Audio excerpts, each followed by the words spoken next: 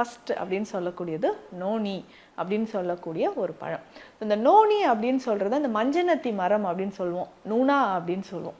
இந்த நூனா, மஞ்சனத்தி, இந்த மரத்திலிருந்து எடுக்கக்கூடியதான் இந்த நோனி அப்படின்னு சொல்லக்கூடிய இந்த ஃப்ரூட். இப்போ சமீபமாக நிறைய பேருக்கு இதை பற்றி நல்ல பரிச்சயமாக ஏன்னா இதனுடைய சிறப்பு வந்து கடைகளில் நிறைய கிடைக்குது, நிறைய ஆட்ஸ்லலாம் நம்ம பார்த்துருப்போம். ஆனால் இன்றைக்குமே இந்த மரம் நம்ம வீடுகள்லையோ இன்னும் கிராமப்புறங்கள்லாம் நிறையவே நம்ம பார்ப்போம். இப்போ நிறைய பார்க்கில் பார்த்துருப்போம், சாலையோரங்களில் பார்த்துருப்போம். இந்த நோனி அப்படின்னு சொல்லக்கூடிய இந்த நுணா மரம், இதிலிருந்து இந்த பழம் அப்படின்னு பார்த்தோம்னா உடலுக்கு ரொம்ப ரொம்ப நல்லதுங்க.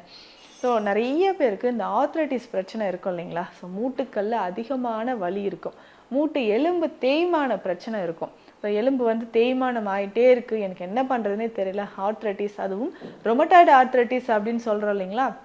இந்த பிரச்சனை இருக்கக்கூடியவங்களுக்குலாம் வந்து பார்த்தோம்னா இந்த நுணா பழம், இந்த நோனி ரொம்ப ரொம்ப நல்லது அப்படின்னு சொல்லலாம்.